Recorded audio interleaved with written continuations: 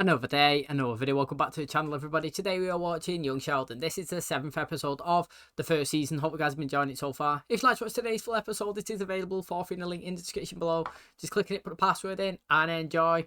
Enjoyed last episode. I can't believe we're 6 episodes in. All of them have been entertaining for me. Don't think there's been one dip at all, to be honest. I think like it's been what you would call a steady edit, where it's consistent throughout and it's been enjoyable. And we learned last episode that Sheldon was the one that actually come up with the theory of how to re-land the rocket after launch. He sent it through to NASA. It got lost in the mail. Turns out that Elon Musk found it. He's used that theory, put it into practice, and it's SpaceX the one that's achieved it in real life. So he stole the theory of Sheldon, and he's the one reaping in the rewards. Obviously, that didn't happen in real life, but it was good for the context of the show, and it shows how mad and how clever Sheldon actually was at such a young age. But if you do enjoy today's episode, please smash like, really helps out. Subscribe if you're new, and as always, let's jump into today's episode.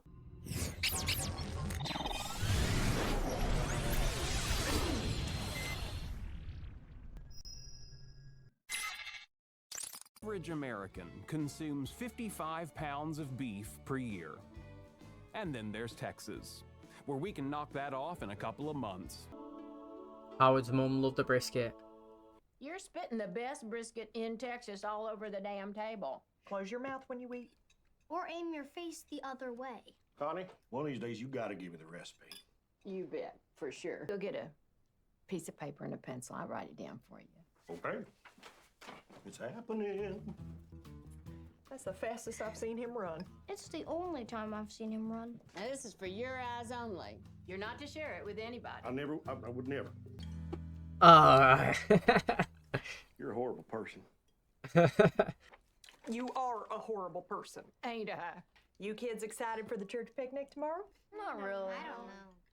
Oh, come on. You all saw the flyer. The 3 F's. Food, fun, and fellowship. Get another piece of paper. I'll write it down. Don't mess with me, Connie. Get the paper before I change my mind. Do you reckon she's going to give it him? You're going to do it to him again, aren't you? I kind of have to. Fooling with you. No. She's mean. She got a black heart. Does not. Why do you always side with her? And treat me since day one. I'm some kind of loser. A booby prize. Booby prize. Georgie, you mind your own business. What did I do? If they get a divorce, who do you think you'll pick to live with? Oh, Mom, of course. I want Mom. Pick again. How come Georgie's not going? He's grounded for eavesdropping on me and your father. Well, I hope he learned his lesson. You know this all goes away if you just give him your recipe for the brisket. I know. And? No reason I to. guess it's not going away. Yeah, like, it's not her problem, is it, really? I just don't see why I got grounded. What are you complaining about? You don't want to go to church picnic anyway. I like complaining. I'm good at it. I'll be right back.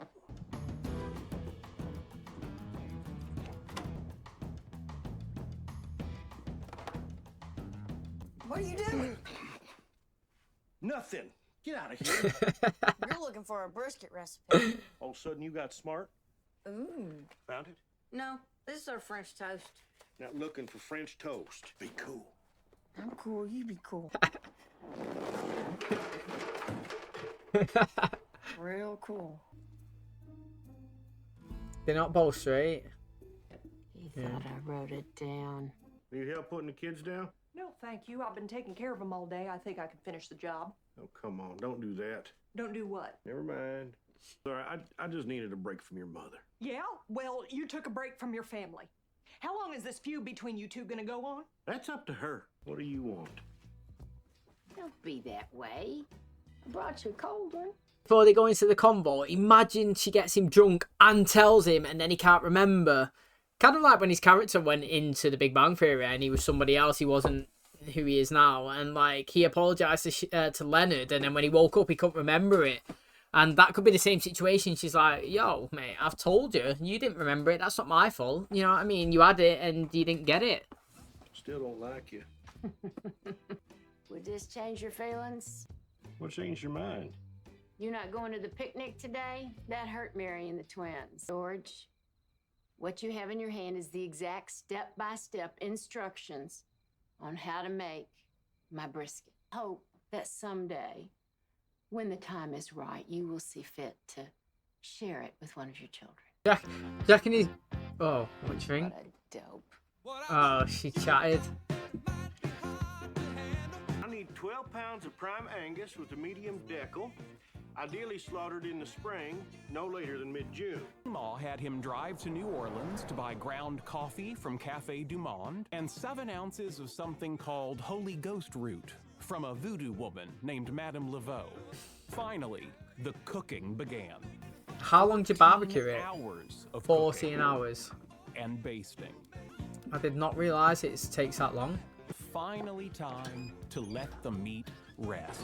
Mate, you gotta love something so much for doing that Cafe commit. Du Monde coffee is very good. And what does it do to the brisket? Oh, I have no idea. Then why did you send George all the way to New Orleans? Well, they don't sell this around here. Connie, you evil bitch! It's smoother than regular coffee. I don't want this woman in my house anymore. She is my mother. She is the devil. And what if the kids want to see her? The thing is, right, you'd think that she would give him an acceptable one. It's like, for example, you give me the recipe that Gordon Ramsay uses when he makes his steak. And my steak will not taste the same. It just wouldn't. I don't know why. You can literally follow it step by step. Put this amount of spices in, mix it around. We'll both put it on the grill for the same amount of time or whatever, you know, the pan. Get it off. Mine tastes nothing like his. Don't know why, but that's just life, isn't it? Everybody has their own talents. Clearly mine's not one of them following them instructions. However, she didn't want to give her brisket kind of recipe away. She could have made an acceptable brisket, but not as good. It's kind of like when you're at work and you say, oh, you know, it's your turn to make the brews, you know, and you make the coffee for everybody in the office. You know, everybody, well, in construction, people do that. Like, make everyone a coffee. Sometimes you make a bad coffee because then nobody wants you to make it again. And that's the same. Do you know what I mean? Like, she could have give him a recipe that wasn't as good. So then when he made it, it wasn't as nice as hers. So they still prefer hers so that she'll still cook it. But she looks like a good person as well because she did give him a recipe, but he can't just make it as good. You know what I mean? It goes back to the way I was saying with the Gordon Ramsay stuff. Copy it, mine don't taste as good, so we'll just leave him to do it, even though I've got the recipe. And both of us look like a winner. You know what I mean? I've tried, she gave it, but hers is better, so she can make it. That's the way they should have done it. Mom is so upset about Dad and Meemaw, she might want a divorce. No one's getting divorced. Mother-in-laws are always held in low regard by the father. It rarely leads to a breakup of the family. I think if we can figure out a way for Dad to get Meemaw's brisket recipe, this all goes away. Put that down, that's not a toy. Sure it is. Choo-choo. Choo-choo. You remembered it? Wide moon pie. It's Meemaw's famous brisket. Start with a tablespoon of cumin and then a cup of brown sugar and... I know the recipe. You can really remember when you were that little? Uh-huh, you were there too. You were still struggling with potty training. Son, you've got to tell Dad that recipe. But Meemaw told me it was a secret. If you don't and Mom and Dad get a divorce, it's your fault. Dad, could you please come into the living room? What are you doing here? Same as you. I want to see what his brain did. I know Meemaw's brisket recipe. You know the recipe, Shelley. Meemaw told it to me on Valentine's Day 1982. You were out with Dad seeing Cannonball Run at the Dollar Theater. Go ahead. Connie, you've had every opportunity to give me that recipe and you never did because you've always treated me like an outsider. Thought you were good enough for my daughter. But there you were, riding around on that dumb motorcycle, knocking her up. Get it. I have a daughter. I wouldn't want her bringing home someone like that. But I've come a hell of a long way since then. Okay, you're right. I'm sorry. That means more to me than any recipe. I like this Meemaw better than the other one. Don't let the hug fool you. The minute she went home, he made me give him the recipe. Ah, damn.